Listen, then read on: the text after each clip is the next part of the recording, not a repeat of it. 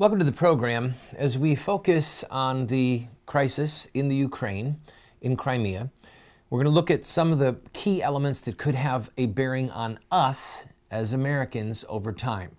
For example, the Chinese have sided with the Russians, who have now taken over control of Crimea. Now, why is that significant? Because we don't know what they said behind closed doors. We don't know what the quid pro quo might be. Does it involve Taiwan? Does it involve some of the islands that China is now disputing with Japan?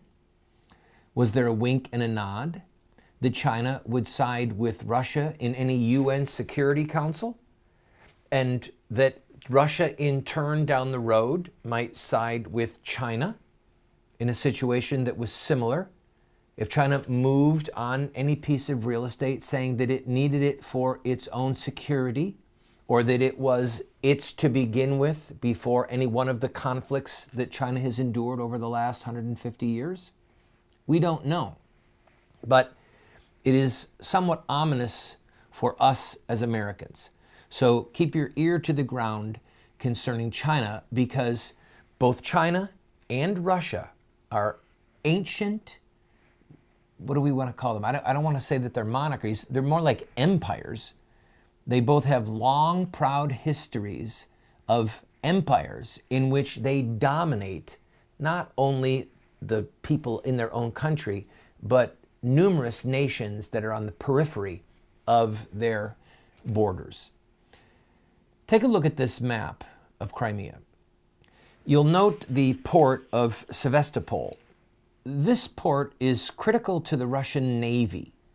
The Russians are simply not going to allow Crimea to fall into the hands of a government that is hostile to the Russians. And more insane on the international field is that that Ukraine would be allowed by the Russians to become a part of NATO. Look at this map of Europe. The North Atlantic Treaty Organization, NATO, was what emerged after World War II as an alliance of nations that were committed to protecting each other against a communist Soviet Union attack. All right? After the collapse of the Soviet Union in 1991, the number of nations included in NATO began to grow. And there has been talk in recent years about Ukraine coming into NATO. The Russians are not going to allow Crimea, this peninsula, to be a part of NATO. They're not. They need that port for their Black Sea fleet. They need to be able to defend the borders of Russia, and if need be, mobilize those ships through the Black Sea, down past Istanbul, through the Dardanelles, and then out into open waters.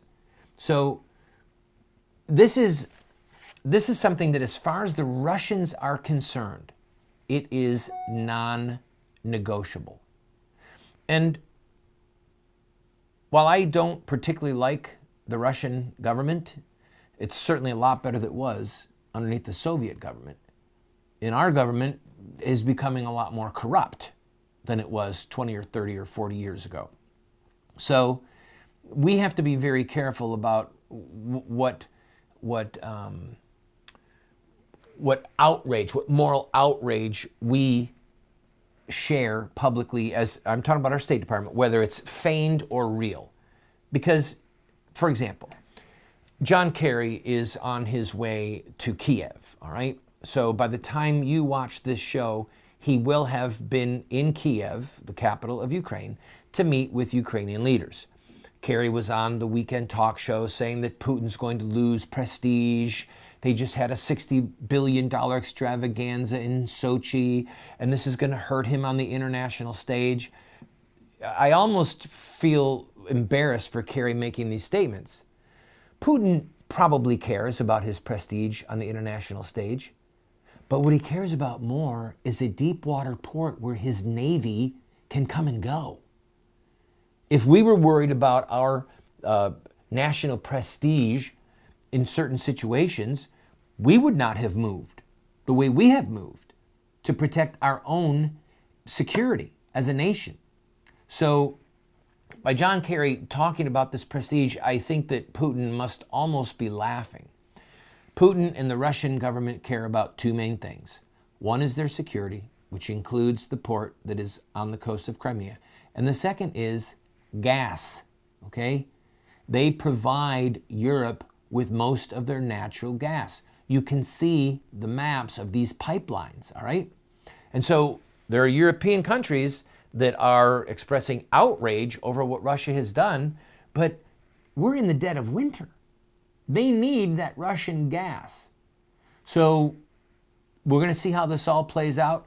Thankfully, as of this point, while Russia is in control of Crimea, no shots have been fired.